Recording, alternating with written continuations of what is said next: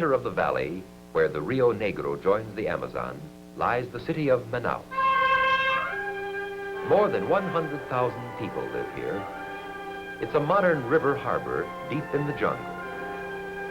Through Manaus passes much of the jungle's trade, and the trade of the outside world comes to the jungle through Manaus.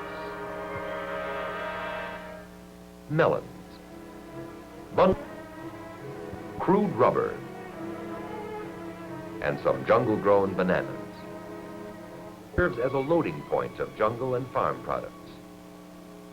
The trade of farm products and import goods is handled by trading companies at Manaus. These control the network of trading posts throughout the whole valley. The streets and business houses still mirror the era a half-century ago when Manaus was the rubber capital of the world. The Amazon Theater is a monument of the old days when the rubber boom was bringing dazzling wealth to the city and the valley. Not far from these monuments of wealth, a boat city spreads all along the waterfront. This is where the fishermen and the small boat owners live, close to the river which gives them their livelihood, always ready to set out on a trip up or down the river. From Manaus, ocean-going ships carry the trade of the jungle to the ocean ports. As it nears the ocean, the Amazon widens and spreads out into a large delta. On some of the islands, the jungle has been cleared for pasture. River island of Marajo. Here, several great cattle ranches produce beef for the valley's own markets. From island corrals, the cattle are loaded into cattle boats for packing houses in the larger river towns.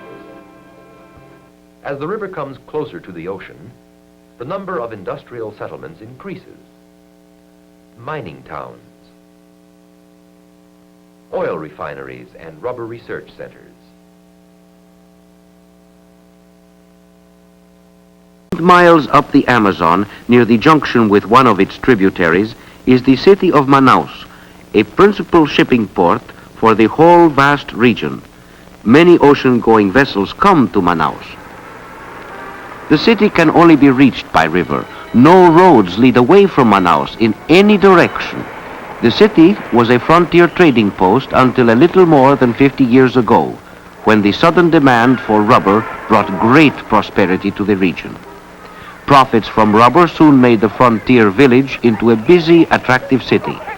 Then, in less than 25 years, the prosperity of Manaus died away because rubber grown on plantations in Malaya and the Dutch East Indies could be produced more cheaply than wild rubber from the Amazon jungles.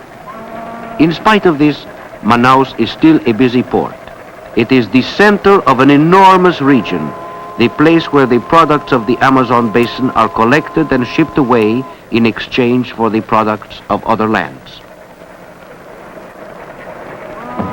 In addition to balls of rubber, tropical woods, nuts, jute, and cacao are exported, as well as less familiar forest products, such as the fiber of jungle vines used for making rope and brooms.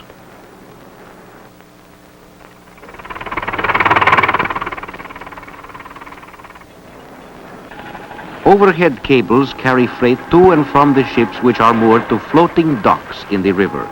Stationary piers cannot be used because the level of the river rises and falls nearly 50 feet between the dry and the wet seasons.